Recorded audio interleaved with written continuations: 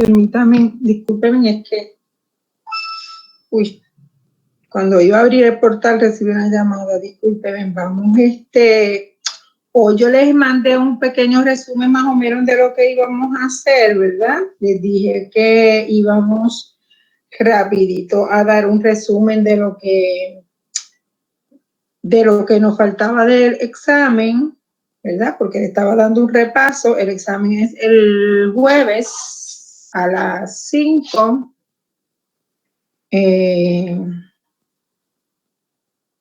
Sería el jueves a las 5, incluía las clases 1, 2 y 3, y habíamos ya hecho un repaso, nos faltaba repasar algo de la clase 3, como que, bueno, ya me está como que se trató de comunicar, pero se me fue.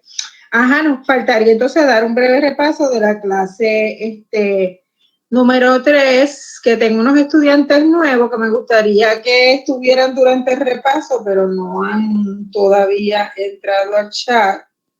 Déjame verificar, permítame atender a Yamixa, que trató de entrar, pero no sé qué pasó y me mandó un mensajito de un momento.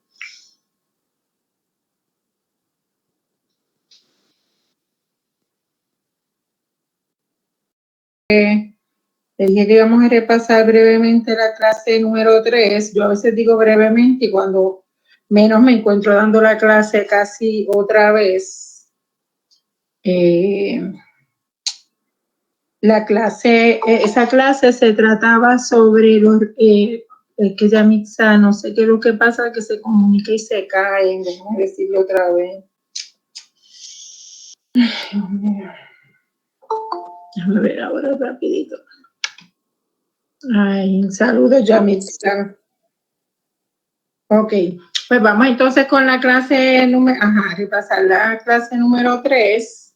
Esa clase trataba sobre los roles del asistente de laboratorio en el laboratorio clínico. De ahí lo que habíamos enfatizado que quería que supieran, ¿verdad? Siempre le mencionamos el propósito de los análisis clínicos, ¿verdad? Que son con un propósito de diagnosticar, de tratar, de dar seguimiento, ¿verdad? A una condición clínica, de descartar que una persona tiene algún padecimiento. Habíamos mencionado que los laboratorios, los análisis clínicos como tal, ¿verdad? El hacer un análisis clínico lo dividíamos en 3 fases. Habíamos mencionado que había una fase preanalítica, una fase analítica y una fase postanalítica. Siempre les he dicho que ustedes donde más participan es en esa fase preanalítica, y eso se lo pregunto en el examen. Habíamos mencionado que esa fase preanalítica comienza con la orden del análisis, ¿verdad? Luego que el médico escucha cómo se siente el paciente, qué es lo que le aqueja, pues entonces él se hace una idea de lo que el paciente tiene, y para auscultar más, ¿verdad? Entonces le va a mandar a hacer una serie de pruebas, entre ellas, ¿verdad? Están los análisis clínicos. Así que en ese momento que ese médico coloca la orden médica, empieza el análisis preanalítico y va a conlleva el que el médico coloque la orden, el que la enfermera, ¿verdad?, accese esa orden y la interprete, el que la enfermera tome las muestras, luego que esas muestras sean transportadas al laboratorio, si estamos en un hospital o si estamos hablando de un laboratorio de referencia, ¿verdad?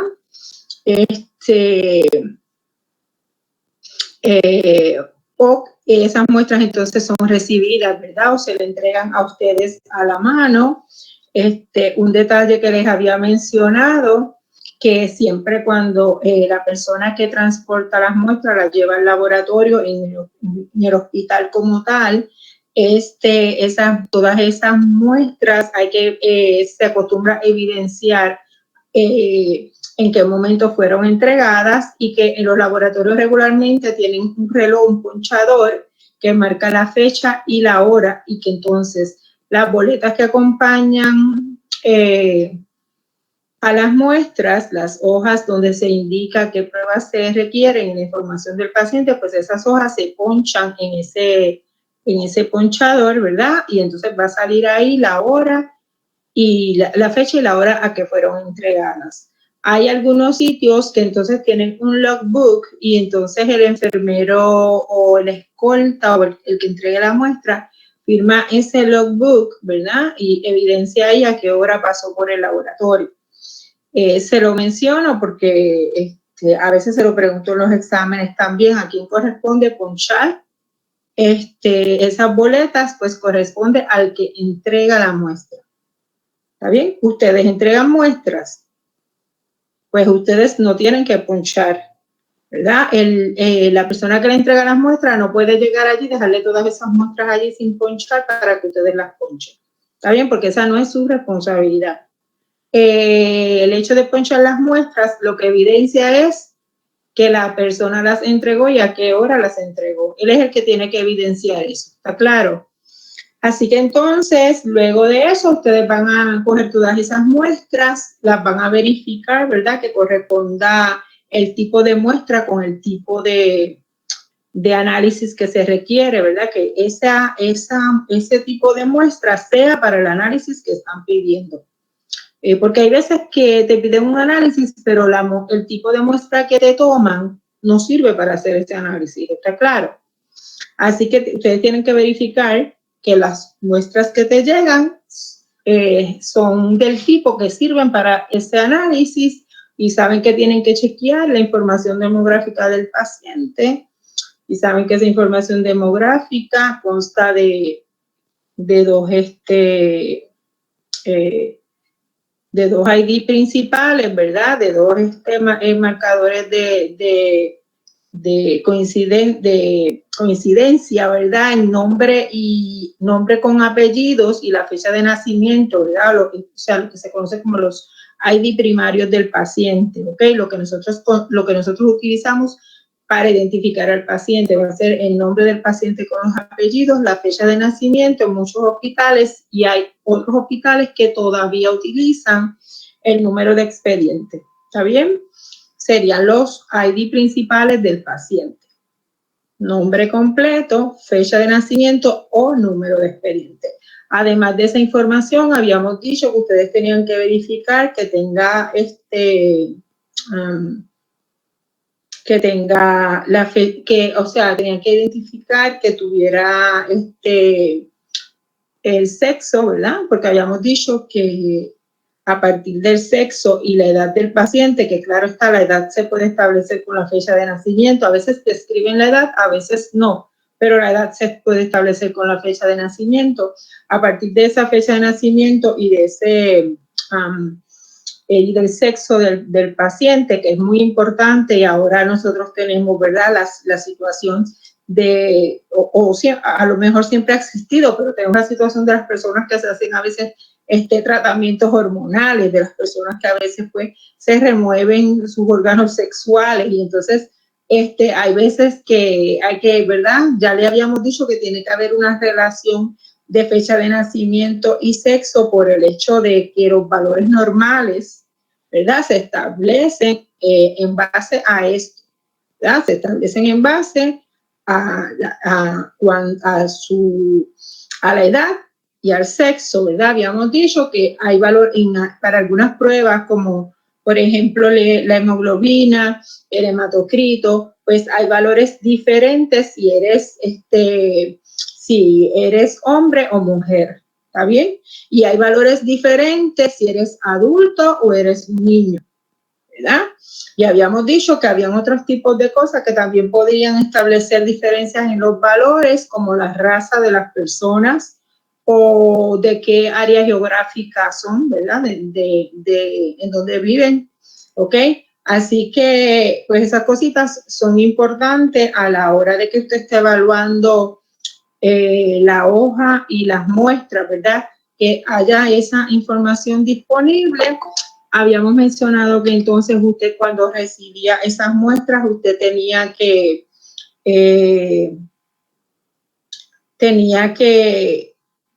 recibir, o sea, usted recibe esas muestras valga la redundancia, hay que recibirlas en el sistema de información, o sea, darla de alta, usted indicar en el sistema de información que esa muestra llegó al laboratorio. ¿Está bien? Y regularmente ahora tenemos las ventajas de que tenemos los códigos de barra, ¿verdad? Y muchas veces ya el instrumento, tu computadora tiene instalado un lector de código de barra que entonces tú pasas el tubo, los tubos traen esos códigos de barra, pasas los tubos por esos códigos de barra y automáticamente en el sistema de información, ¿verdad?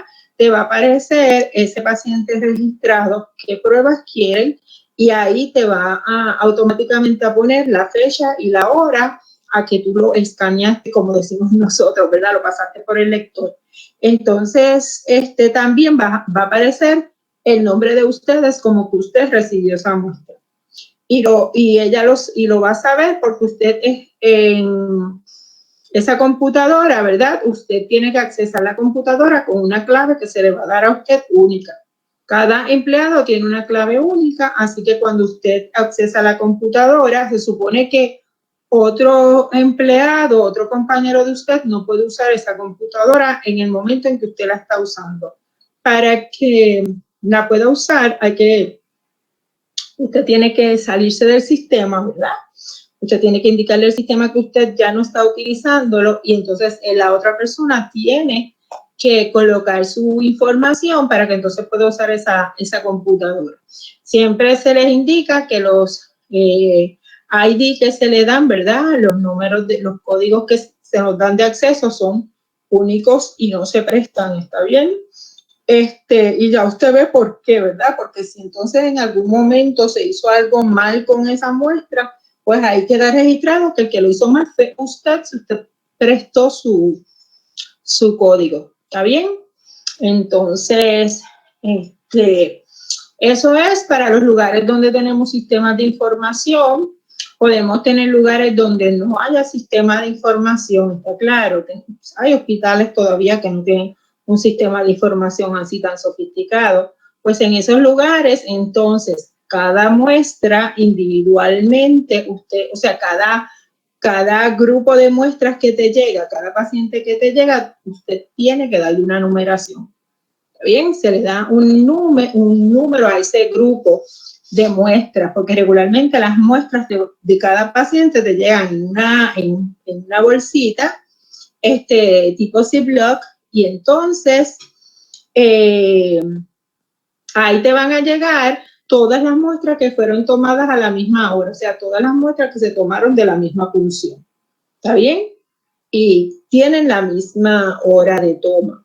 Así que todas esas muestras que tienen la misma hora de toma de ese paciente, usted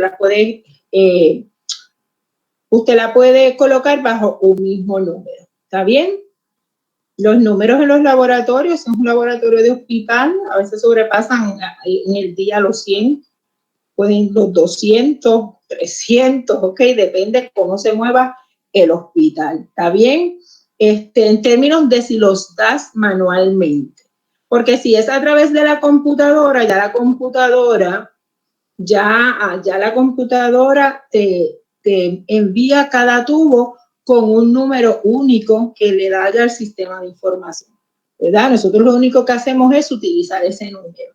Pero si no hay sistema de información central, así a nivel de hospital, pues entonces tú le das y básicamente, regularmente los laboratorios, hay varias formas de hacerlo. Hay laboratorios que te empiezan todos los días con el 1, hay laboratorios que te empiezan semanal con el 1, o hay algunos que te empiezan mensual con el 1.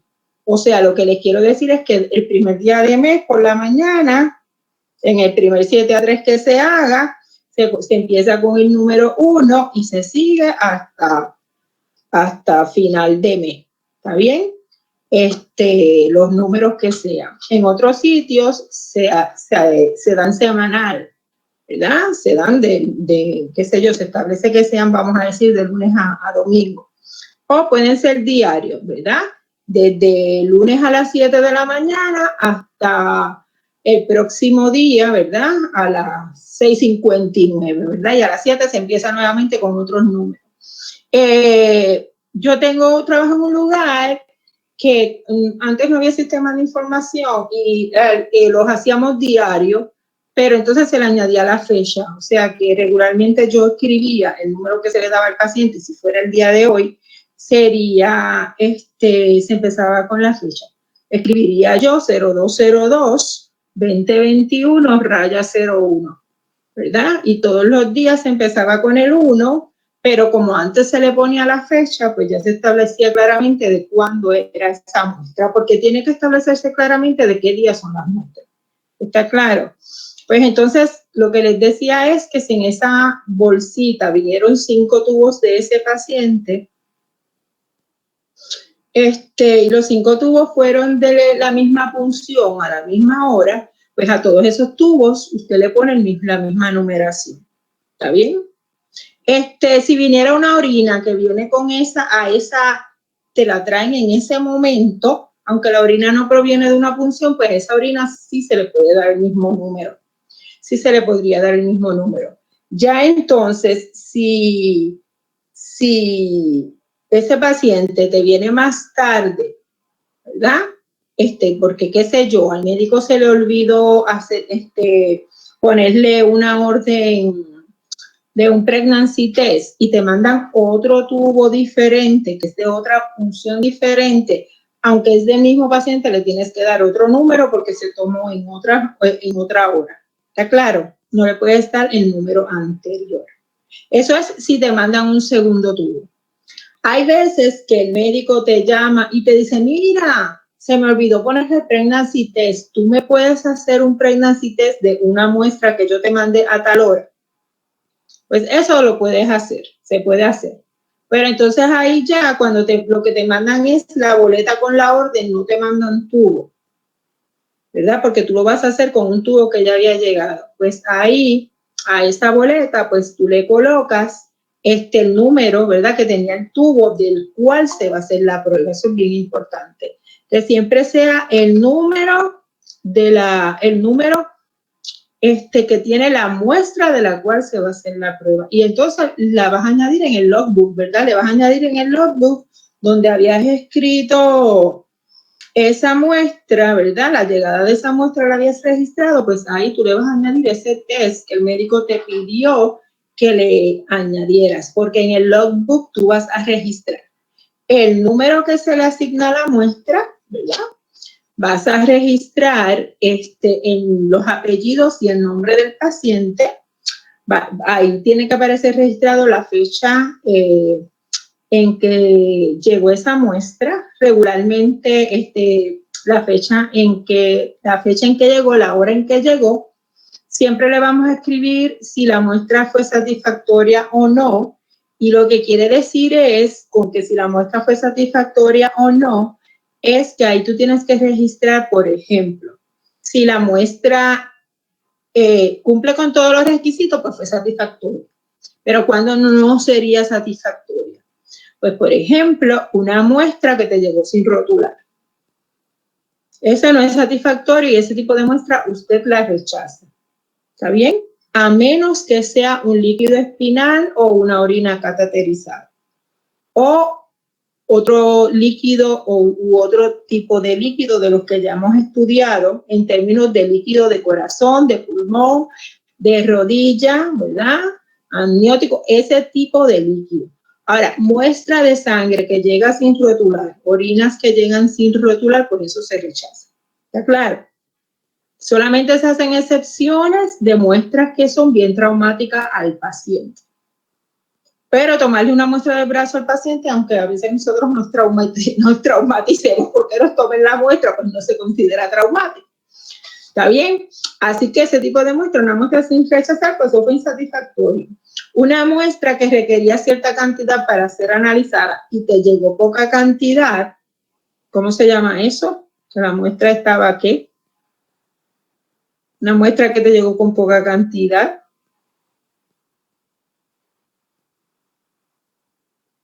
¿Cómo se llama eso? Quantity not sufficient. Exactamente, ¿verdad? Quantity not sufficient, que entonces lo vamos a abreviar QNS, siempre regularmente decimos QNS, que la muestra estuvo QNS. no era cantidad suficiente para ser analizada, pues eso es una muestra no satisfactoria. ¿Está bien? Y eso es una muestra que vamos a rechazar. Otra muestra que vamos a rechazar es una muestra que te trajo en la bolsa.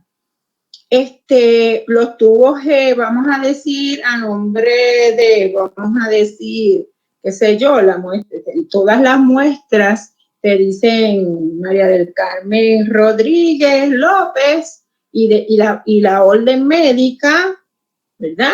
Viene y qué sé yo, la orden médica te dice Maritza Meléndez Rodríguez.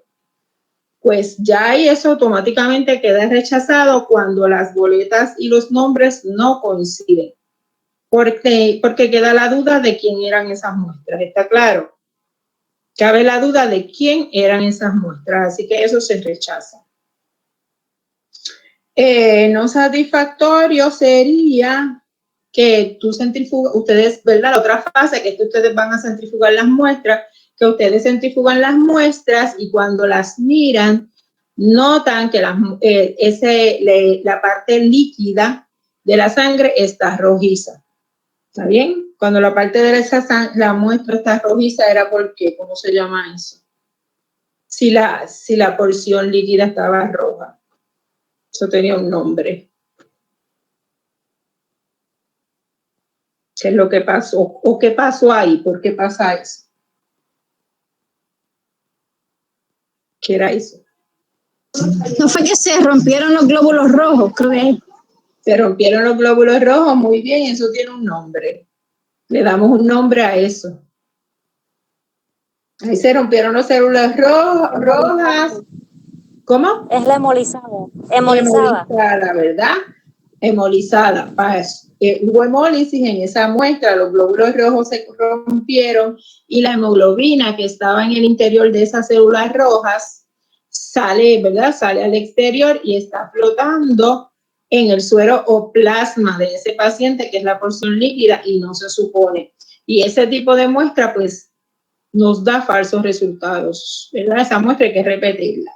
Eso es otra cosa por la que la muestra está insatisfactoria. Una muestra que te llegue derramada. Te llega derramada en la bolsa, pues la tienen que repetir. Usted no va a meter la mano ahí a bregar con esa muestra. ¿Está claro? Eso es ¿verdad? Otra razón de insatisfactoria. Insatisfactoria puede ser, por ejemplo, las muestras de COVID para hacer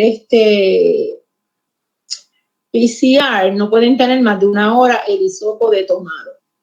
Así que si me traen un hisopo y el hisopo tiene más de 1 hora, lamentablemente es insatisfactoria, hay que rechazarle y tienen que tomar muestra nueva.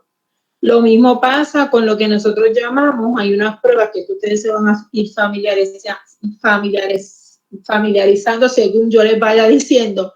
Pues hay unas pruebas para hacer se llaman pruebas de coagulación, y esas pruebas de coagulación, que regularmente las principales o las más que se hacen, son las que se conocen como PT y PTT, que son unos tiempos, ¿verdad? Ahí lo que se verifica es cuánto tiempo tarda la sangre en coagularse.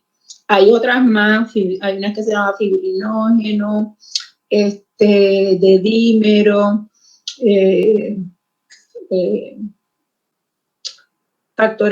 diferentes tipos de factores de coagulación. Los factores son un montón: factor 1, factor 2, factor 3, factor 4, factor 5 y síguelo por ahí, ¿verdad? Son muchos. Pues ese tipo de pruebas que tienen que ver todas con la coagulación sanguínea, la muestra no puede tener más de 4 horas.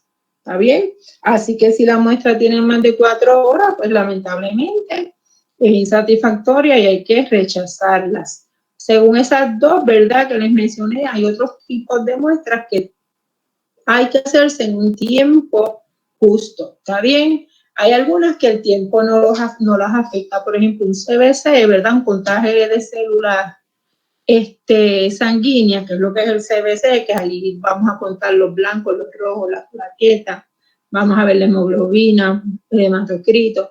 Pues ese tipo de prueba, la muestra es estable por mucho tiempo a temperatura ambiente. ¿Ves? Ahí no es necesario que estemos esa rigurosidad de la hora. Pero hay otras que sí. ¿Está bien? Entonces, pues todo eso es parte del proceso preanalítico, ¿verdad? Así que estaba hablando del logbook, pues entonces usted tiene que escribir si la muestra es satisfactoria o insatisfactoria. Y luego usted va también a escribir de qué departamento, si está en un hospital, de qué departamento es ese paciente, en qué sitio está ubicado en el hospital. ¿Está bien? Si es un paciente de sala de emergencia, un paciente pediátrico, una paciente que esté en ginecología, hay que identificar, ¿verdad? Con unas abreviaturas dónde está ubicado ese paciente y el médico. Es mucho lo que hay que escribir. Y el médico que hace la orden y también entonces hacemos la lista de las pruebas que ese médico pidió. Muchas veces lo que hacemos es que ya en la hoja, en el logbook, tenemos como una lista de pruebas bases, ¿verdad? De las más comunes para que solamente lo marquemos rapidito con check mark.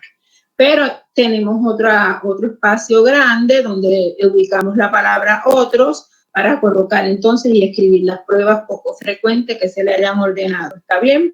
Y ahí entonces al lado usted va a firmar como que usted fue el que vio y revisó toda esa información. ¿Ok? Si la muestra estuviera insatisfactoria, obviamente tenemos que generar una llamada para informar, ¿verdad? Que la muestra estuvo insatisfactoria. Regularmente se lo informamos a la enfermera graduada que tomó la muestra o al médico. Entonces ya vamos a otro logbook diferente donde ahí vamos a volver a escribir la numeración que le dimos a ese paciente, el nombre completo del paciente. Tiene que aparecer la fecha y la hora que se tomó esa muestra. Vamos a escribir, ¿verdad? Que la muestra la declaramos insatisfactoria, o sea, que la rechazamos y la razón, ¿verdad? Porque la rechazamos y vamos a anotar, ¿verdad? Con quién hablamos y la hora a la que hablamos y la firma de nosotros como que fuimos los que gestionamos o hicimos esa llamada. ¿Está claro? Eso siempre tiene que estar registrado. Todo eso es preanalítico. Entonces, de ahí usted va a tomar todas esas muestras que recibió, las va a ir, según las va revisando, las vas a ir clasificando en diferentes tipos de racks que tenemos en el área, ¿verdad? Ya tenemos unos racks, un estilo de trabajar, donde en X lugar ponemos lo que va para X departamento, ¿verdad? Lo vamos a ir organizando así, pero hay unas muestras que tenemos que dar un tratamiento adicional, que son las que se centrifugan. ¿Está bien? Esas muestras que se centrifugan, pues ustedes las tienen que llevar a la centrífuga y luego que pasan ese proceso de estar en la centrífuga, ¿verdad? Que es ese instrumento donde le vamos a aplicar una velocidad a cierto tiempo. Luego que, ¿verdad? Transcurre el tiempo adecuado para cada tipo de muestra, porque cada tipo de muestra lleva su velocidad en específico y su tiempo. ¿Está bien? No podemos todas ponerlas ahí y darle el mismo tiempo y la misma velocidad. Hay algunos laboratorios que tienen poder adquisitivo y tienen muchas centrífugas, o muchas centrífugas, puedo decir muchas centrífugas. Yo trabajo en un laboratorio que tiene mucho poder adquisitivo y tiene muchas centrífugas. ¿Está bien? Pero puedes trabajar en un sitio que no tienen ese poder adquisitivo y tienen una. Y usted tiene, ¿verdad?, que centrifugar las muestras por separado, dándole a cada uno el tiempo que necesitan y la velocidad. Ya donde yo trabajo, pues le tienen varias centrífugas y ya las tienen con la hora y con el tiempo, perdón, y la velocidad puesta, y nunca se cambia porque tengo una centrífuga para este tipo de tubo, otra para el otro tipo de tubo y otra, ¿ves? Tengo varias y ya ahí puedes poner como que todas las muestras más o menos a la vez, ¿verdad?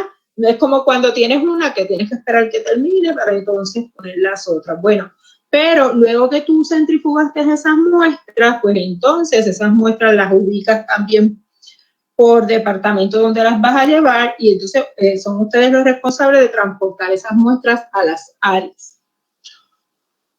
Y también tendrían que verificar si hay algunos tipos de pruebas que no se hacen en ese laboratorio, que son las pruebas entonces que ustedes van a referir.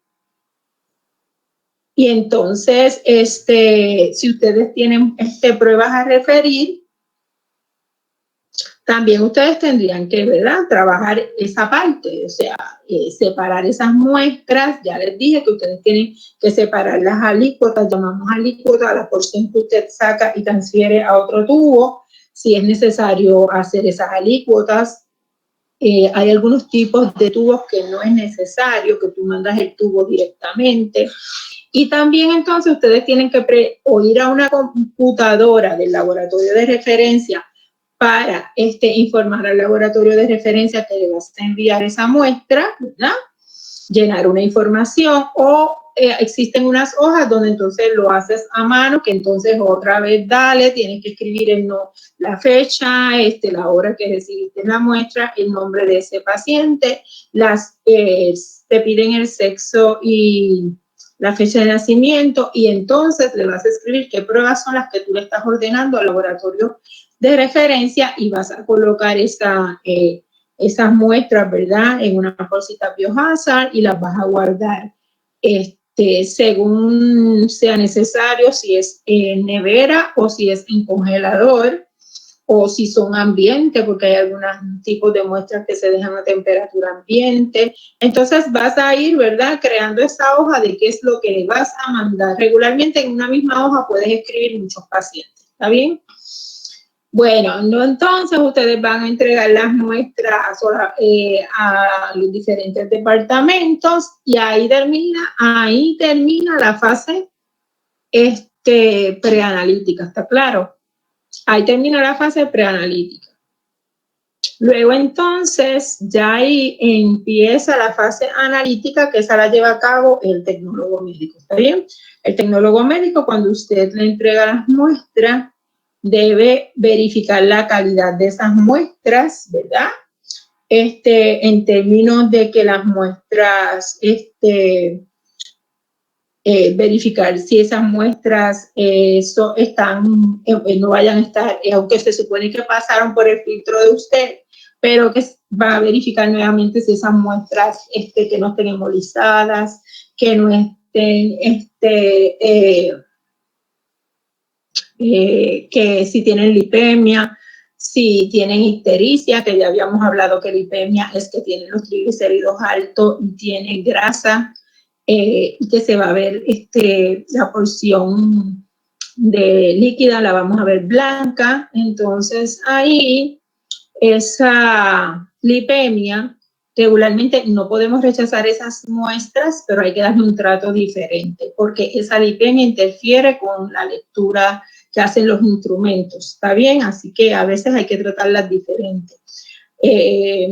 Va a verificar que no hay ictericia, que ya dijimos que eso es presencia de bilirrubina en la porción líquida, y eso se llama ictericia, que no esté, decimos ictericia o que no esté ictérica la muestra, el concepto que utilizamos. La muestra se va a ver amarillo bien oscuro, o sea, color ámbar, a veces hasta un poco marrón.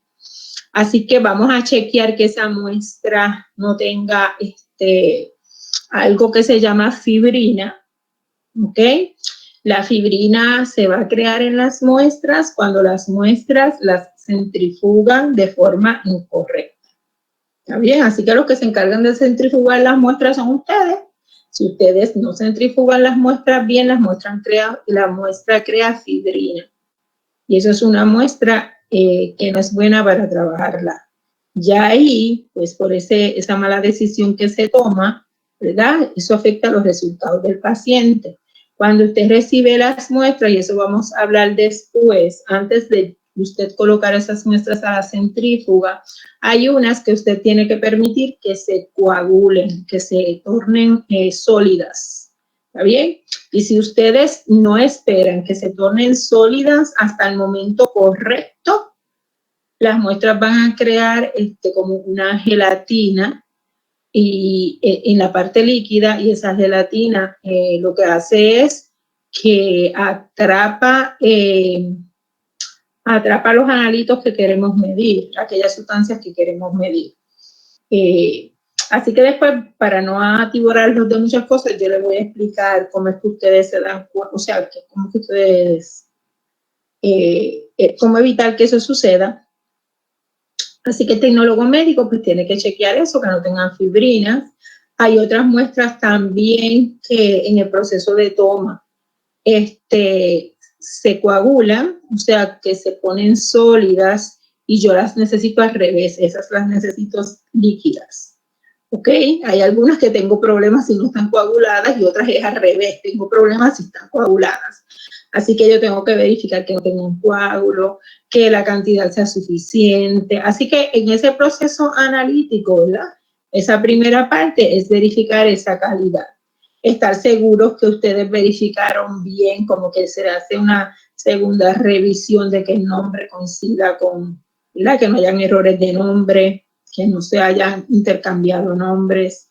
Y entonces eso lo hacemos, luego colocamos las muestras en los instrumentos a analizar, si es a través de instrumentos, porque todavía hay algunas pruebas que las hacemos manualmente, pues regularmente colocamos las que son para análisis en instrumentos, luego nos vamos a hacer las que se hacen manualmente, y ya eso conlleva lo que es el proceso analítico, ¿verdad? El análisis, ese es proceso analítico, estamos en la etapa analítica.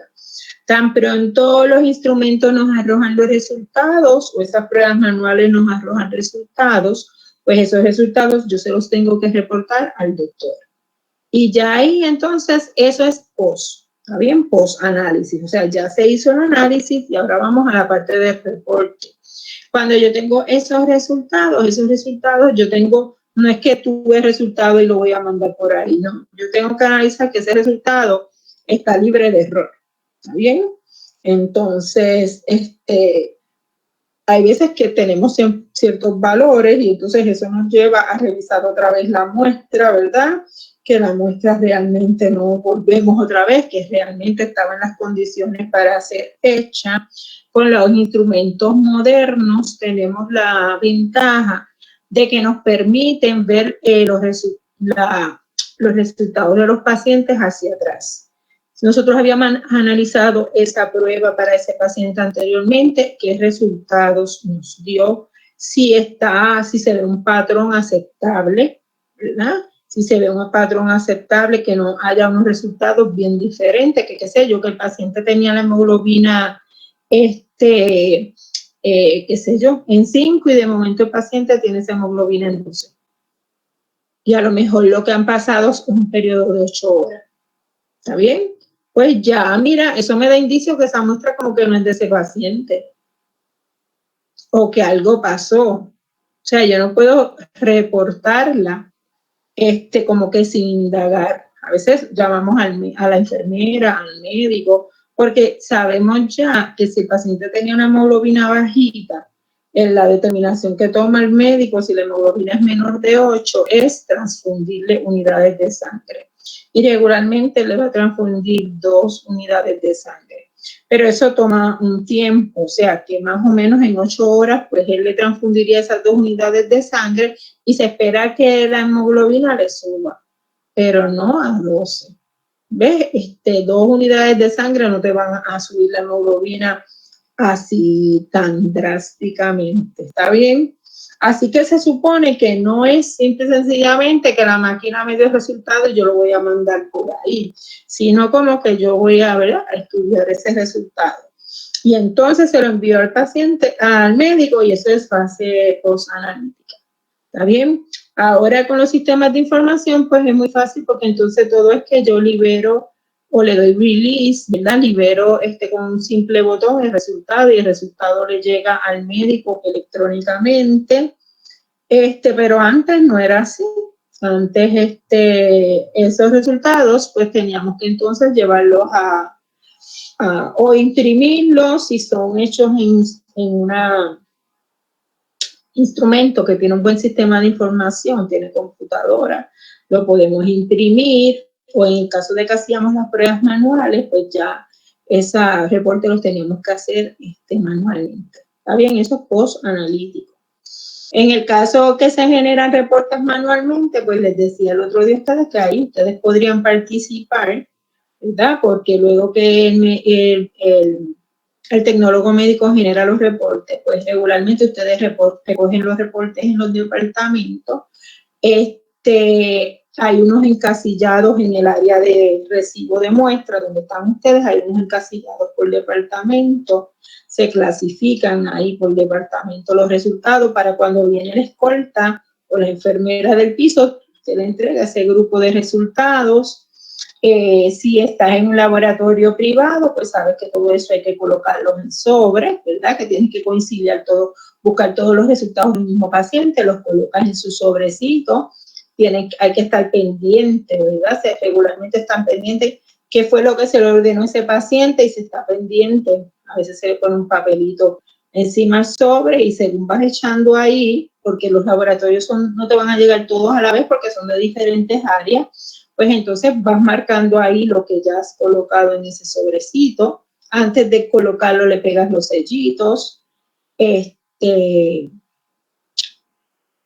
Y regularmente se archiva por orden de apellido, ¿verdad? Que ahí entonces ustedes pueden hacer ese trabajo, ese postanalítico. Yo tuve problema con una estudiante, pues que la mandamos a un sitio, bendito que la mandé porque ese sitio era muy bueno, pero resulta que se quedaron como que sin personal al frente y me llevaron a la estudiante y me la pusieron y ya me la llevaban para semana y media archivando resultados y tuve que intervenir, ¿verdad? Porque ella no estaba allí para archivarle resultados, o sea, se supone que le tenían que dar, hay una guía, ¿verdad? De las cosas que ustedes tienen que practicar y ya, ¿verdad? Y vamos como para semana y media en esa dinámica, ya la chica estaba cansada de archivar resultados, ¿ok? Así que cuando ustedes le pasen cositas así en la práctica, ustedes no las identifican, ¿verdad? Para trabajar con eso. Pero ya entonces se supone que tengan una idea de lo que es preanalítico, analítico y postanalítico. Se supone que no tengan duda con eso, preguntas sobre eso. Ok. Y ya ustedes saben que en la fase en la que más ustedes trabajan es o en la que ustedes trabajan es en la pre, ¿verdad? Ustedes hacen la mayoría del trabajo en la pre. Podrían entonces también hacer trabajo en la post. ¿Está bien? Donde se supone que ustedes no hacen trabajos en la analítica. ¿Está claro? No se supone que ustedes toman parte de esa fase. Pero sí, ¿verdad? Del trabajo que ustedes hacen, depende parte de la calidad de ese resultado, ¿verdad? Ya yo les estaba diciendo, ¿verdad? La importancia que tiene de que identifiquen los posibles errores con las muestras y que identifiquen que las muestras tienen un tiempo de toma adecuada y que las agilicen hacia donde el tecnólogo. Porque la muestra puede llegar con un tiempo de toma adecuada, pero si usted se echa para atrás en recibirla y pasarla al tecnólogo, la muestra puede caducarle el tiempo de análisis, ¿está claro? Así que todas esas cositas hay que estar pendientes. Entonces,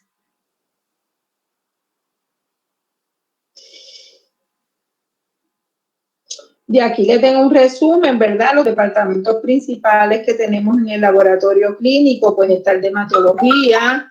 En ese departamento se analizan, el análisis principal que hacemos es lo que se conoce como el CBC o Cell Blood Count, contaje de células sanguíneas y las células que se cuentan es las células rojas, las células blancas y las plaquetas, ¿ok? Esas células rojas tienen diversos nombres. Les dije que a veces nos referimos como glóbulos blancos. Se le puede llamar hematíes. En Puerto Rico prácticamente casi no se le llama hematíes, pero usted puede trabajar en un hospital donde tenga médicos extranjeros. Por ejemplo, yo tuve la experiencia que cuando yo trabajé en el Hospital Regional de Bayamón, hace muchos años, cuando ese hospital era bien grande, detrás del hospital regional, para los que no saben, hay una escuela de medicina. Ahí hay estudiantes, hay médicos residentes, médicos que están haciendo internados.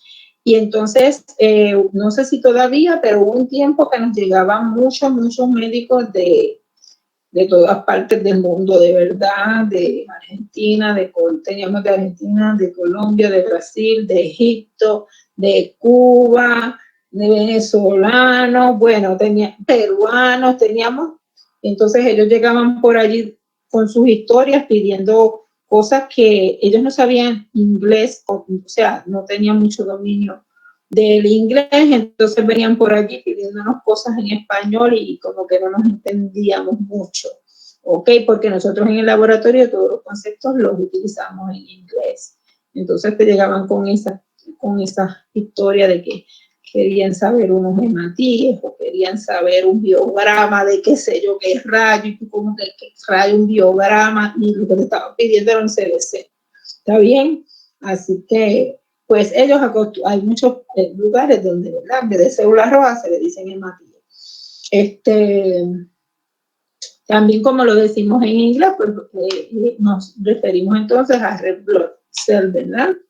De los blancos, pues a las células blancas le decimos glóbulos blancos, le decimos también leucocitos, ¿está bien? Las plaquetas, pues se les llama plaquetas y también se le puede decir trombocitos, ¿está bien? Pues esas cositas se trabajan en el departamento de hematología, la hemoglobina, el hematocrito también, ¿está bien?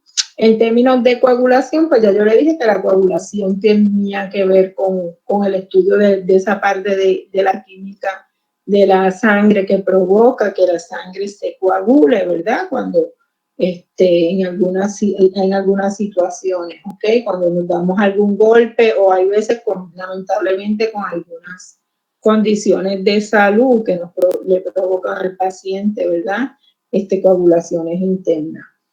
El urinálisis, que ya de eso hemos hablado mucho, el estudio de la orina, el físico, el químico y el microscópico de la orina, la bacteriología, que es el estudio de las bacterias, que yo les mencioné que las bacterias son organismos que no se pueden ver a simple vista, y muchas veces ahora todo lo que es bacteriología, parasitología, y les dije que tacharan en la conferencia parasitología porque la puse 2 veces, y ahí en realidad lo que envolvería sería el estudio de los hongos. Pues en la microbiología se estudian las bacterias, los parásitos y los hongos. Eso se llama micología. Pero entonces en realidad pues antes se acostumbraba a tener un departamento de bacteriología y uno de parasitología. No sé si todavía, ¿verdad?, en algunos laboratorios de referencia eso lo tienen dividido. ¿Ok? Pues en el de bacteriología regularmente se estudian las bacterias y se acostumbra a estudiar los hongos, y entonces en parasitología, pues, los diferentes tipos, los parásitos regularmente que hay en el sistema digestivo en realidad, ¿verdad? Podemos tener parásitos en muchos sitios del cuerpo, pero los que se estudian regularmente en el área de parasitología son los del sistema digestivo, que lo que buscamos son huevos y larvas, o podríamos ver algún adulto, pero regularmente buscamos huevos y larvas de los parásitos. Vamos a tener vamos a tener lo que es virología, que es el estudio de los virus, pero eso es en laboratorios sumamente especializados. La química, pues eso es pan nuestro de cada día en los laboratorios, porque la química envuelve una gama de pruebas bien grandes, ¿verdad? Ejemplo de lo que se hace en química son las pruebas de glucosa, las pruebas de hormonas como las tiroides, pruebas de enzimas como amilasa y lipasa, pruebas de estudiamos las vitaminas, todo tipo de vitaminas, los minerales como magnesio, calcio, potasio, etcétera. ¿Ok? y muchas otras cosas. Eso es una lista grandísima. Tenemos el departamento, el área de toxicología, que eso ahora a veces se trabaja junto con la química. Ya yo había dicho que toxicología se trabajaban las drogas de abuso y las drogas de abuso o recreacionales, pero que también se trabajan las drogas terapéuticas o medicamentos, ¿verdad? En serología vamos a trabajar mayormente,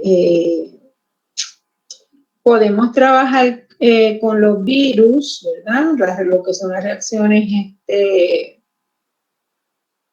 antígenos y anticuerpos, que eso también lo trabajamos en otro departamento, en el departamento de inmunología, pero en serología, por ejemplo, trabajamos las pruebas de embarazo, que serían las pruebas de embarazo cualitativas, las que se reportan positivas o negativas. En serología trabajamos pruebas de las pruebas de factor reumatoideo, por ejemplo, para diagnosticar si los pacientes tienen artritis, las pruebas de mononucleosis, que eso se llama la enfermedad del beso, ¿verdad? Son muchas las que se trabajan, pero esos son algunos ejemplos. Las pruebas de sífilis, como la del VRL y el RPR, que son para sífilis. En inmunología, pues ya hacemos pruebas para detectar la presencia de HIV, de hepatitis B, de hepatitis C, los virus de Epstein-Barr, virus de citomegalovirus. En inmunología regularmente trabajamos mucho también con los virus, pero es a nivel de presencia de antígenos y presencia de anticuerpos, es lo que vamos a estar midiendo ahí. Citología lo que se hace es que se estudian los tejidos del cuerpo, las células de los tejidos del cuerpo, y regularmente citología está adscrito al área de patología anatómica, ¿está bien?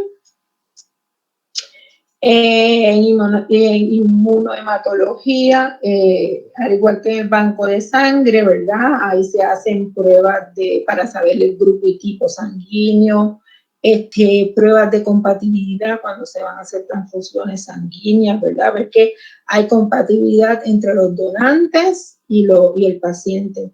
Bien sea, puede ser que hay donación de sangre, puede ser una donación de médula, ¿está claro? En banco de sangre también se hacen pruebas inmunohematológicas y es el lugar donde se preservan los componentes de sangre que se le van a poner a los pacientes, componentes de sangre, como ya se las mencioné, las células rojas, los PAXL, serían las células rojas, discúlpenme. Cuando queremos tratar a los pacientes que tienen hemoglobina baja, pues se les puede transfundir, ¿verdad?, sangre de un donador. Pues ahí se preservan en el banco de sangre esas unidades. También ya les mencioné que tenemos lo que es plasma fresco congelado, que es donde flotaba la sangre, pero que se les remueve la sangre y se deja solo el líquido, que eso se le pone al paciente para darle volumen sanguíneo. También vamos a tener lo que son las plaquetas o plaquetas féresis, ¿verdad?, que es un componente que se separa para cuando los pacientes tienen las plaquetas bajitas, pues se le pueden poner esas unidades y ahí se preservan esas unidades, y también se hacen pruebas de compatibilidad. En biología molecular, pues se trabaja con los virus se hacen pruebas de PCR, las famosas pruebas de PCR, ¿verdad?, para encontrar si hay ciertos virus presentes, puede ser en sangre.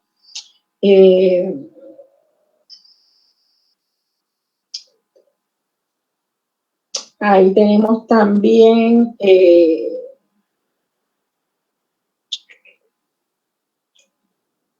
yo le mencioné la citología y le dije que eso estaba adscrito al área de patología anatómica, porque ya entonces en el área de patología anatómica el tipo de personal que tenemos es lo que se conoce como un patólogo anatómico, que es el que hace estudios, le dije, de los tejidos, de los tumores, de los papas Nicolau, de la parte que se remueven en los hospitales en la cirugía, ¿verdad?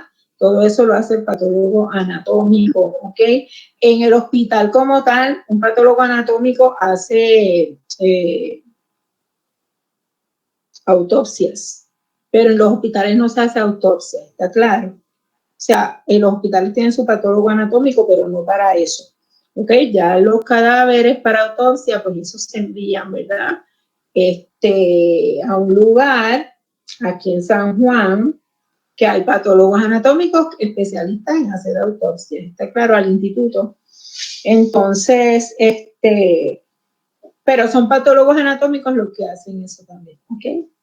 Quiere decir que en ese lugar también tienen trabajando citólogos y está lo que es el histotecnólogo, que el histotecnólogo lo que hace es preparar los tejidos para que sean evaluados por el citólogo y por el patólogo.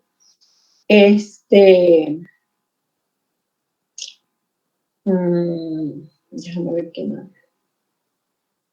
Entonces vamos a pasar rapidito, además del patólogo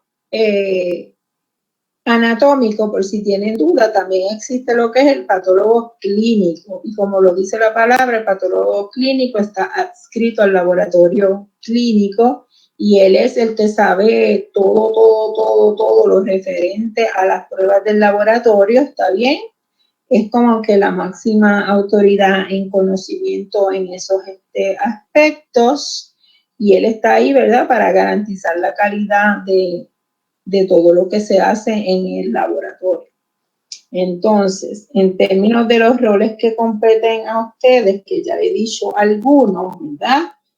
Vamos a repasar otros. Yo le había mencionado que entre las cositas que a ustedes les tocaba hacer era la lectura y el registro de las temperaturas, ¿verdad? Y de la humedad relativa del ambiente.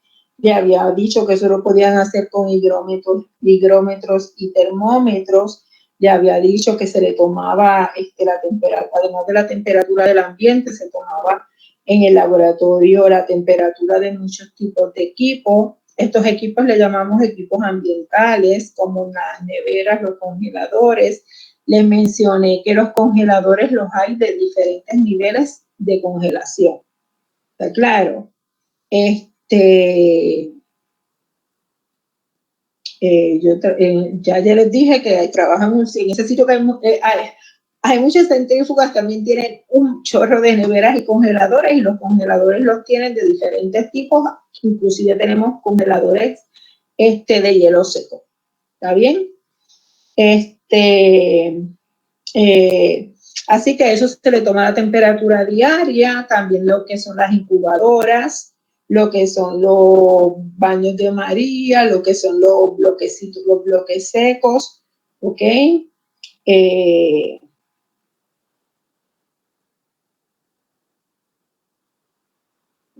Ya les había mencionado entonces que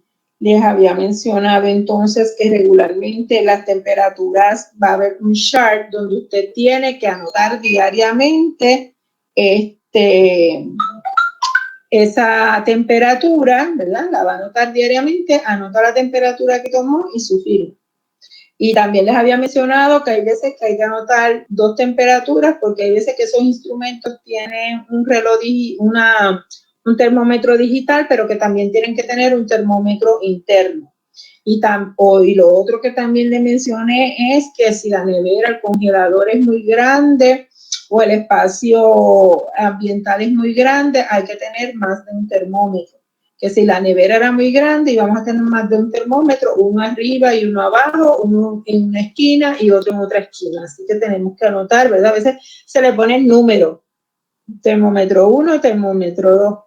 Así que eso tenemos que anotarlo, y yo les había dicho que como guía, ¿verdad? Íbamos regularmente, perdónenme, ya en ese chart te dice la temperatura aceptable para ese lugar, para esa nevera, para ese congelador, ¿verdad? Que esté de tanto a tanto. Y si no está aceptable, pues tenemos que aplicar una acción correctiva para llevarlo a la temperatura aceptable, verificar qué es lo que pasa. Pero había dicho que si de casualidad no te tiene un rango y lo que te tiene es la temperatura exacta, y el ejemplo que le di de las incubadoras, por ejemplo, las incubadoras que se utilizan en bacteriología, la mayoría, y las incubadoras que se utilizan en inmunología, ¿verdad? La mayoría de ellas se utilizan a 37 grados. Entonces, si usted va y solamente le dice que la temperatura es 37, siempre les mencioné que hay un rango aceptable que es de más o menos 2 grados Celsius, porque las temperaturas las tomamos en grados Celsius. Así que puede ser más o menos 2 grados Celsius. Así que yo les dije que si dice 37, a eso le restas 2 y le sumas 2, ¿verdad? Entonces la temperatura aceptable pues sería de 35 a 39. Así que si el termómetro, está de 35 a 39, usted no tiene que tomar ninguna acción. Entonces,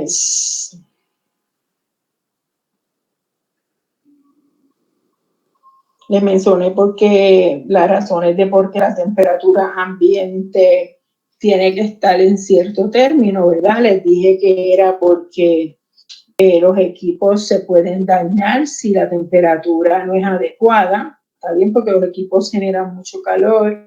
Lo otro es que tenemos que tener una temperatura fría, porque si la temperatura se torna calurosa, entonces la cantidad de microorganismos en el ambiente aumenta y nos podemos enfermar. La temperatura de los laboratorios se supone que no puede recircular. Ya yo les mencioné que usted, si le da calor, no puede tener un abanico tirándole ese aire encima, porque va a estar tirándole esas partículas,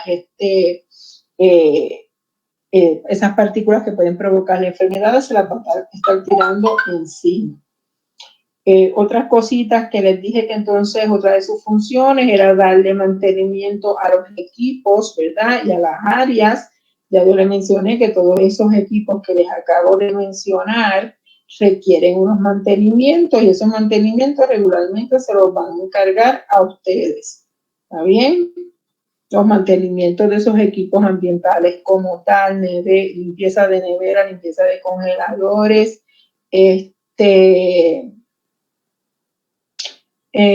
por ejemplo, una cosa que hacen los asistentes en donde yo trabajo todas las mañanas es que hay unas neveras donde se guardan las muestras, y eso yo se lo había mencionado, que las muestras se tienen que guardar por ciertos periodos. Regularmente casi todas se guardan por 24 horas. Depende, ¿verdad? Porque, por ejemplo, yo trabajo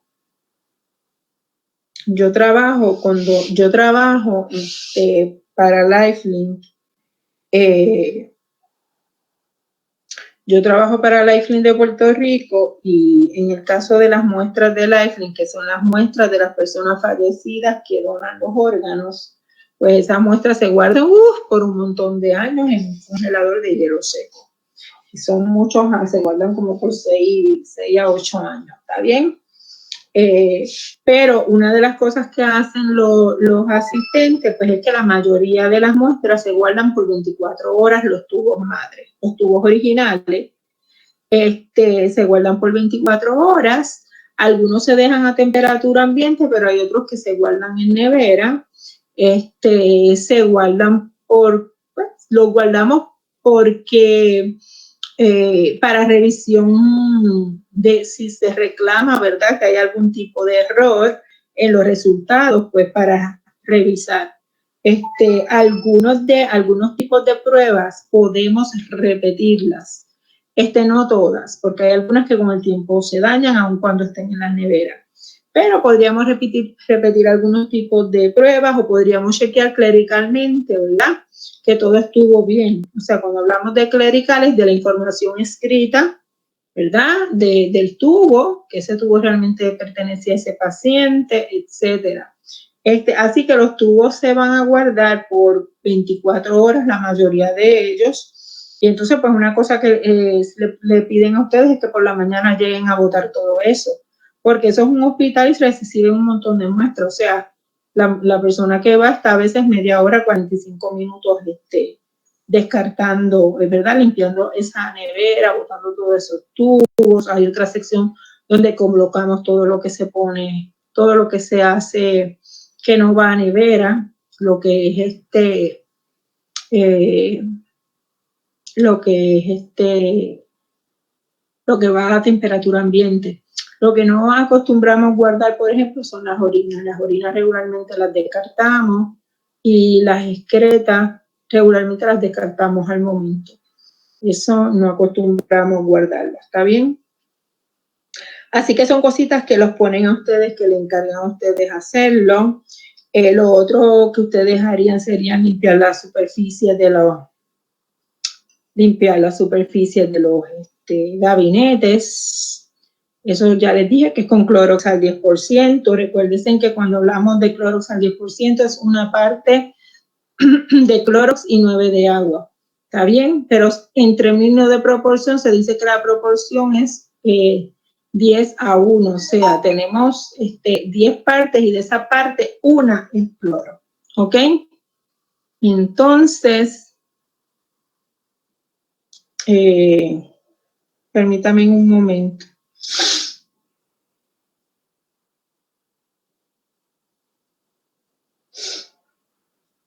Ok. Pues entonces de esa parte tenemos 10 partes y de esa parte una es cloro, eso es lo que quiere decir una proporción 10:1. Entonces, regularmente en algunos sitios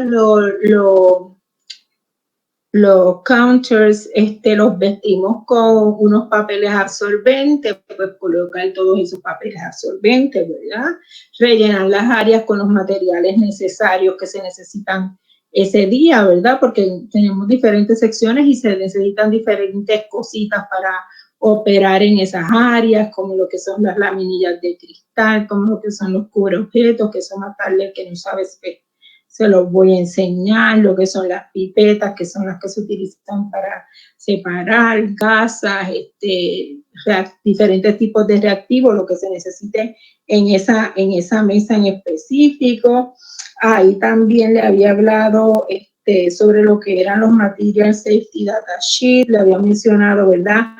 Que no podíamos llevar ningún artículo por nuestra propia cuenta para limpiar, porque por cada artículo que tengamos en el laboratorio o reactivo tenemos que tener una hoja de datos que se llama Material Safety Data Sheet, donde nos va a especificar toda la información de ese reactivo, qué es lo que contiene, si dentro del contenido hay algo que es perjudicial a nuestra salud, si estuviéramos en contacto con ese material, cómo debemos actuar, cómo nos debemos limpiar, qué nos debemos pasar, si debemos ir al médico, si no debemos ir al médico, etcétera. Ahí aparecen los números de teléfono de contacto de la compañía que produce el producto por si hay que llamarlos a preguntar algo, ¿verdad? Así que esas eran las razones por las cuales usted no puede llevar el producto que a usted le parezca para limpiar en el laboratorio. Lo otro que ustedes iban a hacer era lo de recibo de muestra, que te lo puse aquí en el número 3. No le voy a hablar de eso porque ya le hablé suficiente. Van entonces también, si ustedes trabajan en un laboratorio de la comunidad y le dan la oportunidad de trabajar en el área de recepción, ustedes ahí pues van a interpretar las órdenes médicas de los pacientes, ¿verdad? Van a introducir en el programa que tengan aquí en Colombia. Se compró un programa de estos de manejo de información utilizado mayormente en los laboratorios privados pequeños, que se llama SAIL, y se supone que el segundo semestre hay una clase, ¿verdad?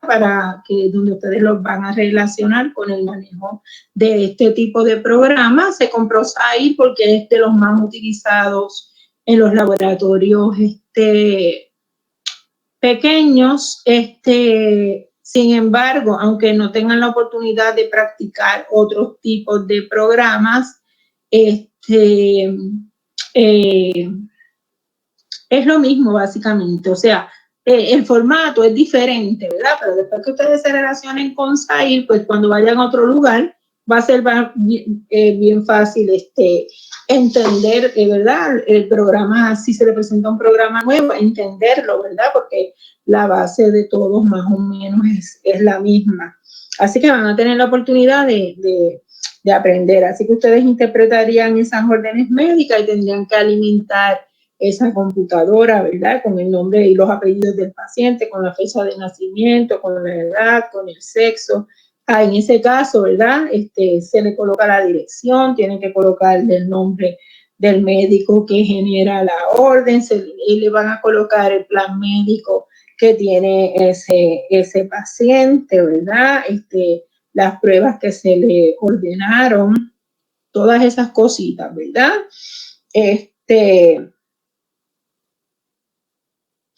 Ya ahí para hacer ese trabajo, pues ustedes tienen que familiarizarse con los nombres de las pruebas, con las abreviaturas que se utilizan, con las codificaciones de las pruebas. También se tienen que familiarizar con los códigos de las condiciones de los pacientes, porque de hace unos años para acá, las órdenes médicas, que antes no, la orden médica tiene que incluir un código que le coloca el médico, que ese código tiene que ver con el diagnóstico o la sospecha que tiene el paciente, el médico de lo que tiene el paciente, ¿verdad?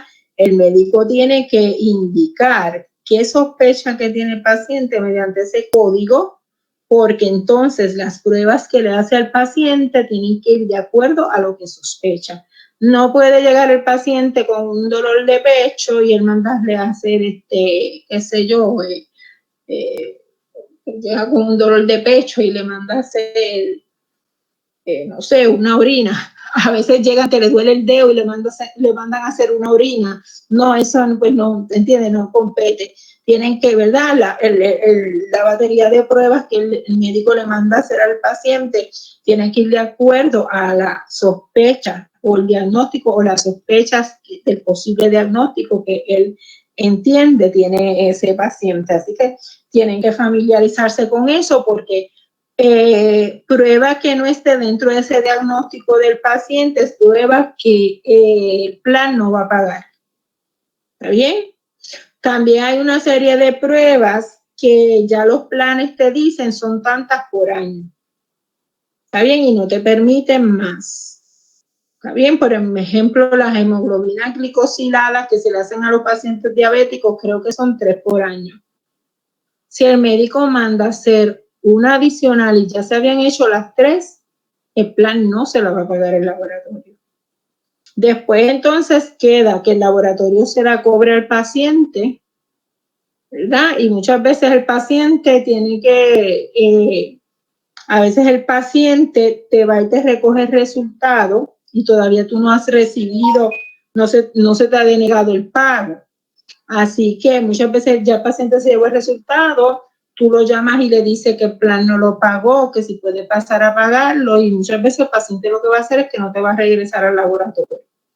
Hay algunos que van y te lo pagan, pues hay otros que lo que hacen es que cambian de laboratorio porque le echan la culpa al laboratorio porque no tienen entendimiento, ¿verdad?, de lo que pasó. Así que es bien importante, ¿verdad?, el manejo de este sistema de información para que esas cositas no pasen, ¿verdad?, porque el laboratorio no está para perder. Hay veces que cuando te pasan esas cosas tú tienes que pensar o llamo al paciente para que me pague o absorbo la pérdida porque si no el paciente a lo mejor no me va a regresar. Así que es una balanza, ¿verdad?, la que hay que hacer.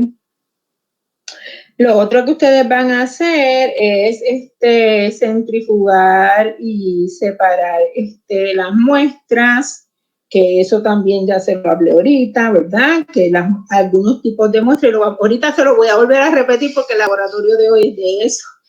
O algunos tipos de muestras, pues ustedes las tienen que centrifugar y tienen que separarlas, bien sea porque hay que separar una porción para el laboratorio de referencia, ¿verdad? Porque tienen unas pruebas que no se hacen en ese laboratorio y hay que enviarlas a otro laboratorio, ¿verdad?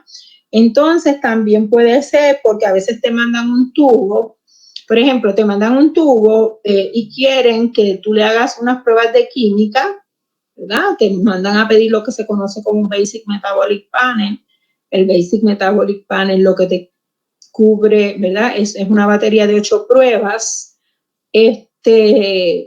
Las pruebas que te piden son glucosa, BUN, creatinina, CO2, los electrolitos, calcio, sodio y potasio, y también te va a pedir sodio, potasio, cloro, y te va a pedir también calcio. Esas son las 8 pruebas, ¿está bien? Creo que no se me quedó ninguna. Pero entonces la orden te dice que quieren un Basic Metabolic Panel que cubre eso, y eso se hace en química. Pero entonces te mandan un tubo y te vienen con la historia que quieren ese Basic. Pero entonces también quieren que le hagas un pregnancy test cualitativo, pero eso se hace por allá por serología. Y te mandaron un único tubo. Entonces, pues en ese caso, pues ahí tú vas a hacer una alícuota, ¿verdad? Vas a coger otro tubo de ensayo, le vas a escribir la información básica del paciente, o le puedes imprimir una etiqueta si existe, ¿verdad? Si existe la facilidad, le colocas la etiqueta, ¿verdad? Te aseguras que imprimes la que es, y entonces vas a pasar una porción de muestra a ese tubito de ensayo. ¿Para qué? Para que entonces llevas uno a química y llevas el otro a serología. ¿Está bien? Muchas veces, depende del volumen de trabajo, pues muchas veces usted también podría llevar el tubo a uno de los departamentos y estar pendiente para rescatar el tubo y después pasarlo al otro, ¿verdad? Pero para que no se afecten los turnaround time, ¿verdad? No se afecten los tiempos de análisis, pues a veces lo mejor es separarlos. Pues, ¿qué otra cosita? Pues ya le he hablado bastante de lo que es la centrífuga. Lo otro que ustedes pueden hacer es trabajar preparando medios de cultivo. Aquí en este curso se le da bastante duro a eso. Yo realmente pienso que no deberían, ¿verdad? Que deberíamos dedicar un poco más de tiempo a otras cosas. Pero el curso está diseñado de que tiene prácticamente 2 clases de esa temática, y realmente en Puerto Rico no se preparan básicamente ya medios de cultivo, pero sí tienen 2 clases de esa temática. Están cogiendo ahora una clase de bacteriología, creo, relacionada, ¿verdad?, con el área de bacteriología, no recuerdo cómo es que se llama, tendría que buscar, o sea, con el área de microbiología, mejor dicho, que se incluye bacteriología, parasitología, etcétera, y estudio de los hongos. Y ahora el segundo semestre van a tomar una clase que se llama procedimientos especiales, que entonces en esa clase se supone que entonces le enseñamos lo que es la preparación de los medios de cultivo. La preparación de los medios de cultivo antes era algo súper complejo, pero ya no. Es algo bien fácil, pero es tan fácil, pero aún así ya los laboratorios, existen muchos que no existían antes, existen en muchos lugares donde preparan esto comercialmente, entonces pues ya se compra. Y no sé si en la clase anterior se lo había mencionado, pero creo que en Bayamón existe un lugar una fábrica, creo que por Minilla, que se dedican a preparar medios de cultivo, que es como que una alternativa donde ustedes podrían pedir trabajo, porque no es un laboratorio, pero a ustedes ¿verdad? Se le prepara para que tengan nociones de lo que es la preparación de medios de cultivo. ¿Ok? Hay también algunos laboratorios de referencia que, como ellos tienen mucho volumen, pues preparan. En Borinquen de Caguas, que es una de las sedes que nosotros tenemos como uno de los laboratorios de práctica, para que ustedes hagan práctica, los laboratorios Borinquen. Entonces, por ejemplo, en Borinquen de Caguas, pues todavía se preparan medios de cultivo, pero es el único que prepara los medios, ¿verdad? Porque ellos son un laboratorio, ellos son un laboratorio de referencia, son el referencia de todos los Borinquen. Entonces, pues todo lo que es bacteriología se envía ahí y ellos sí preparan medios.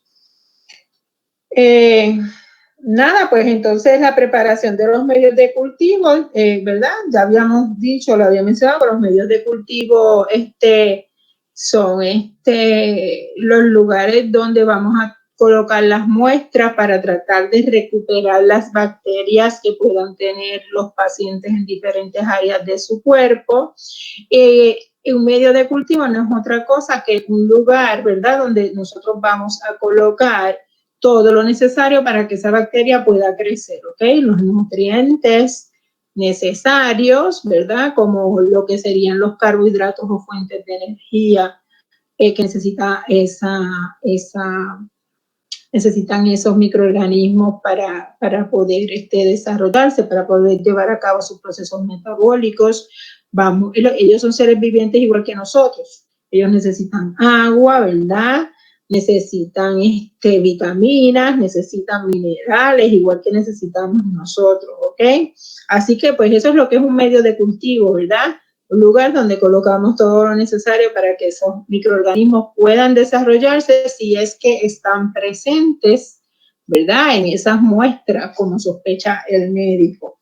¿Ok? Pues cultivamos de todo. Yo no sé si ya había mencionado, pues hacemos cultivos de las orinas, hacemos cultivos de las excretas, hacemos cultivos de, qué sé yo, si el paciente supura por los ojos, si supura por los oídos, si el paciente tiene un absceso, si tiene una herida que se le ha infectado, ¿verdad? De todas esas cosas hacemos cultivos. Si sospechamos que el paciente tiene una bacteria en la sangre, si sospechamos que tiene una bacteria en el cerebro, en las meninges del cerebro, pues se cultivan los fluidos espinales, los fluidos sinoviales, bueno, los esputos, que serían las expectoraciones, ¿verdad?, que salen del pulmón. O sea, cultivamos lo que al médico se le ocurra. ¿Está bien? Entonces, para hacer esos medios de cultivo se necesita un instrumento que se llama autoclave, que también ese instrumento se lo presentamos y sería un instrumento que ustedes manejarían. Ya les mencioné que la autoclave ustedes la pueden manejar, bien sea para esterilizar los medios de cultivo o bien sea para tratar la basura biomédica, biohazard. La basura biomédica, biohazard es toda aquello que tuvo contacto con muestras o e incluye las muestras de laboratorio, que entonces se pasan por autoclave para que sean esterilizadas antes de descartarse. Así que ¿verdad? Una de las cositas que se le enseña es cómo se maneja esa autoclave. Esa autoclave es como una olla de presión grandísima, ¿verdad? Y hay que aplicarle cierto calor, hay que aplicarle indicarle hasta qué presión va a llegar, ¿ok? Tenemos que indicarle el tiempo, ¿verdad?, que va a estar en ese proceso. Así que esas cositas así se le enseñan. También es parte de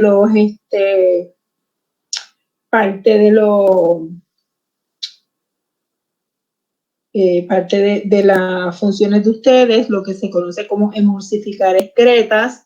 Esa emulsificación de excretas, eso prácticamente casi no se hace en ningún laboratorio. A lo mejor si ustedes están en un laboratorio de referencia, pues ahí probablemente tendrían que trabajar con eso. La mayoría de las excretas ya no se están trabajando en casi ningún sitio. Las excretas, la excreta para lo que se trabaja, discúlpenme, es para buscar que no hayan presencia de parásitos, como yo lo había mencionado ahorita.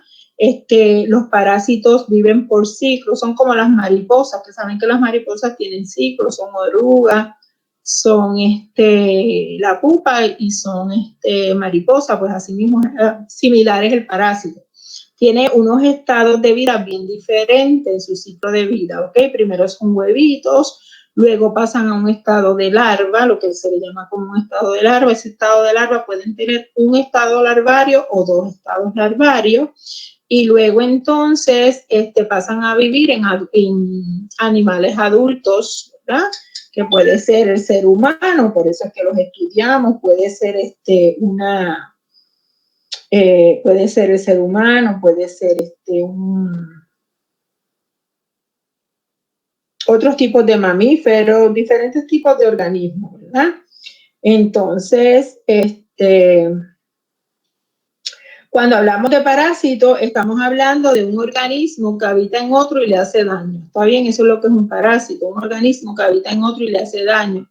Pues ellos regularmente pueden estar en las excretas humanas en forma de huevos, de larvas o de adultos, depende cuál sea el estadio que le gusta a ellos para estar en el cuerpo humano. Ellos utilizan otros organismos en las etapas de larvas, como por ejemplo crustáceos y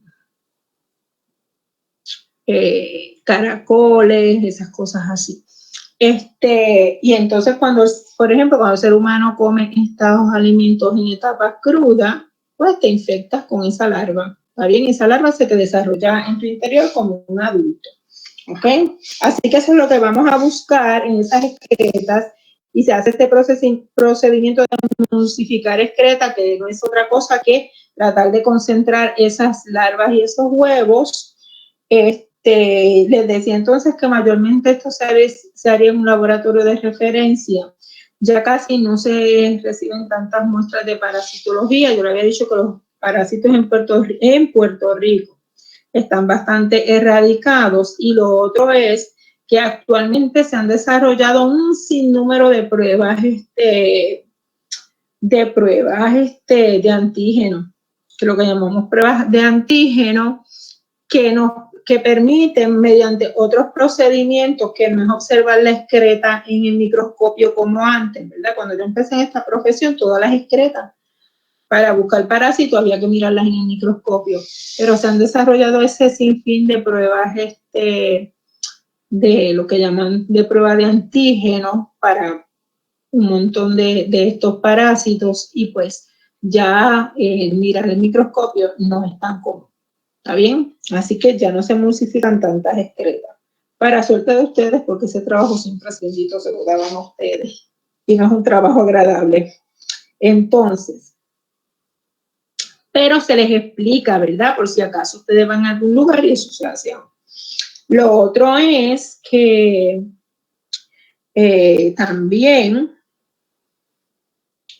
otra cosa que ustedes podrían hacer es recibir los materiales de laboratorio. Ya yo les mencioné que cuando ustedes reciben los materiales de laboratorio, pues las cosas más importantes que ustedes tienen que hacer ahí es que tienes que asegurarte que te van a entregar una hoja donde te dicen cuántas unidades te entregaron de cada cosa, y créanme que deben contar, ¿verdad? Y certificar que de verdad recibieron ese material. No firme como que usted recibió un material si no lo verificó. Siempre que le entregará el material le va a pedir su firma. Y en ese momento usted le pide unos minutos, ¿verdad? Para revisar esas cajas y que lo que dice esa hoja es lo que aparece ahí. Lo otro es que entonces usted debe cerciorarse de cómo se guardan esos productos, si van a temperatura ambiente, si van a nevera, si van a congelador, y los tiene que colocar en el lugar indicado. No los puede dejar ahí para guardarlos al otro día, y que no sea que haya algo de nevera y que no sea que haya algo de congelador, porque si se quedó afuera el otro día hay que descartarlo, y ya yo les dije que los reactivos de laboratorio valen miles. Está bien, usted puede ver una simple pequeña cajita y esa cajita costar miles. ¿Está bien? Así que tiene que identificar en dónde van esos materiales y tiene que guardarlos, ¿verdad? En forma adecuada. Y también les mencioné que cuando esos materiales se guardan, regularmente siempre se le pone la fecha de recibido. Está bien, encima de la caja usted le coloca la fecha de recibido y luego los va a colocar donde corresponda, pero siempre va a verificar. Si habían reactivos anteriores, de fechas anteriores, usted echa esos reactivos hacia adelante y los que recibió los coloca atrás. ¿Está bien? Y siempre se van a organizar por fecha de vencimiento, ¿verdad? Porque ellos tienen una fecha a la que se vencen, ¿verdad? Una fecha, hasta una fecha en que son hábiles. Así que usted tiene que colocar al frente los que se expiran, decimos fecha de expiración, los que se expiran primero los coloca al frente y lo que se expira último atrás. ¿Está bien? Entonces, otra cosa que ustedes se le puede pedir, ¿verdad? Que dispongan del material biomédico. En los hospitales grandes, pues regularmente tienen un personal destinado a recoger todas esas cosas. ¿Está bien? Así que ustedes no tienen que trabajar con eso. Sí, hay veces que se dispone del material biomédico que producen los equipos como tal, ¿verdad? Hay algunos equipos que producen algunos desechos y entonces ya ahí el que limpia no puede meter las manos, ¿verdad? Yo trabajo en un sitio donde el señor que limpia quería ser muy eficiente y entonces él a veces observaba lo que nosotros hacíamos y tenemos una máquina que hace las enzimas cardíacas. Y viene el señor, nos había visto que nosotros abríamos eso ahí porque allá adentro había como un zafaconcito que caían materiales. Y viene el don, viene y abre la máquina para él vaciar el zafacón y canceló todas lo que estaba corriendo ahí. ¿Está bien? Porque hay algunos instrumentos que para yo pasar a hacerle los mantenimientos, yo se lo tengo que indicar. O tengo que esperar que ella termine. Hay algunas que nos permiten hacer ciertas cosas mientras ellas están trabajando.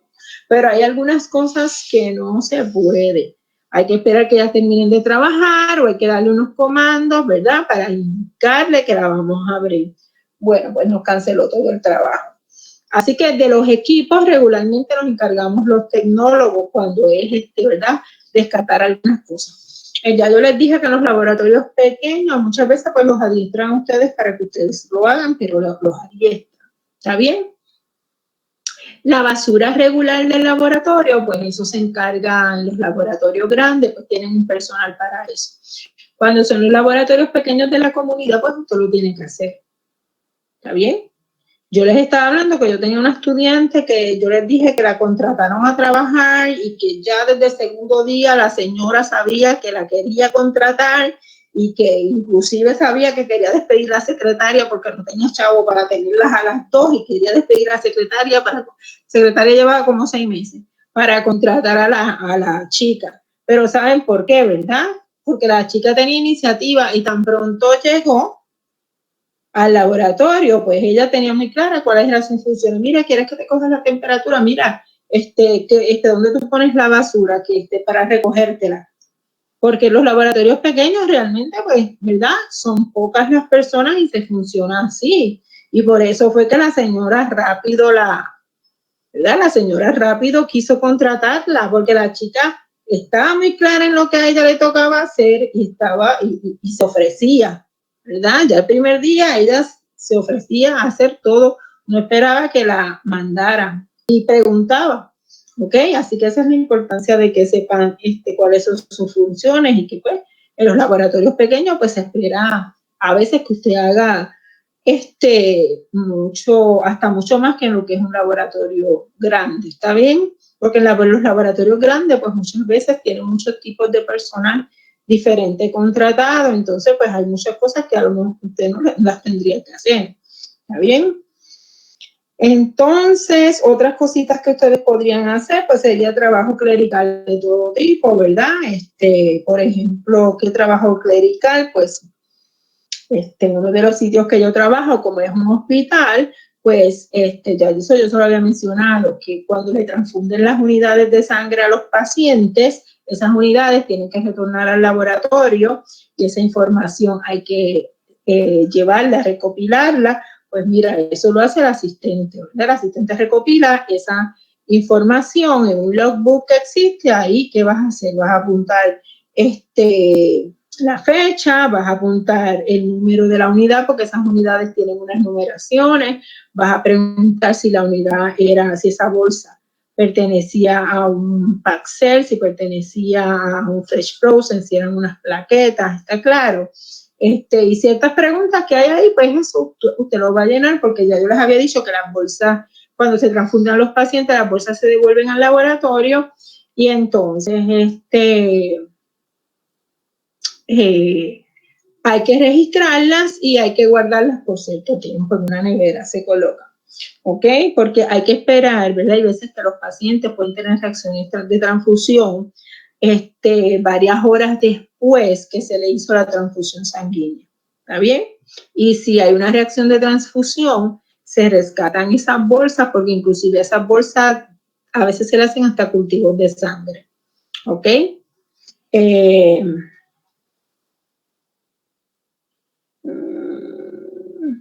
Pues podrían entonces en el laboratorio sacar copias. En el laboratorio hay 800 logbooks, los cuales hay que mantener, ponerle sus hojas, ¿verdad? Podrían hacer, ya les había mencionado, los tally del contaje de cuántas muestras llegan diarias al laboratorio y cuántas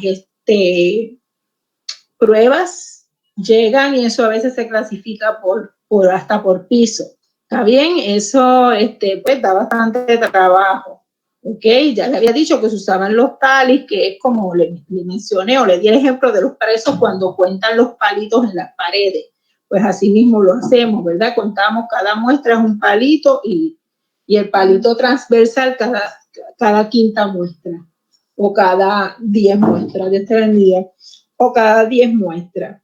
Eso es lo que es un tally para llevar las estadísticas de las muestras del laboratorio. ¿Qué más trabajo? Pues hay muchas cosas que hacer en el laboratorio, lo que ustedes leen, ¿verdad? Aquellas cosas que le indican. Entonces, ahí están mi esposo y mi hija peleándose. Facturar los análisis, ¿verdad? Podrían entonces adiestrarlo usted para que facture los análisis, ¿ok? En los laboratorios pequeños, ¿verdad? O que den la mano con estas partes, ¿ok? Y eso es bien importante, ¿verdad? Porque el laboratorio trabaja para obtener ganancias, ¿está bien?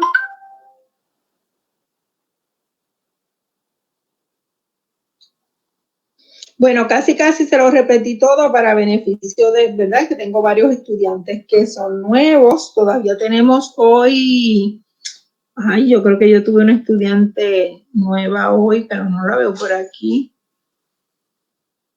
Carla ya había estado con nosotros. Déjame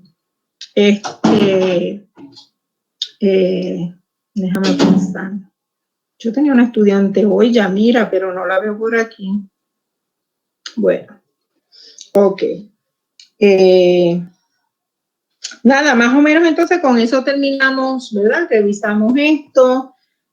Tenemos prueba corta. La clase de hoy, entonces, la trabajamos, no la vamos a trabajar la clase que le envié porque no nos va a dar tiempo para que hagan la prueba corta y trabajen la clase. Así que lo que voy a hacer es que le voy a estar enviando la prueba corta y nada, me la van se la voy a enviar y me la envían de vuelta según la vayan terminando. ¿Está bien? Así que permítame un segundo por aquí antes de que se retiren. No.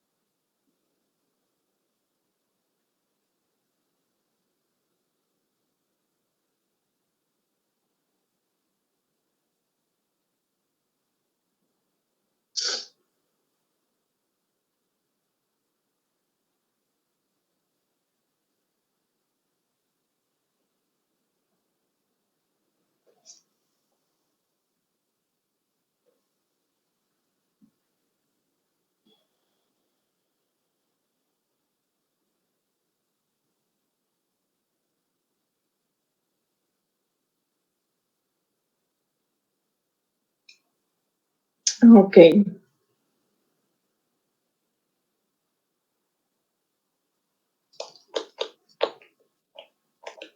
Ok, pues vamos entonces a retirarnos más o menos y le envío la prueba corta rapidito, ¿ok? Cualquier duda o pregunta me llaman. ¿Está bien? Nos vamos a ver en el laboratorio.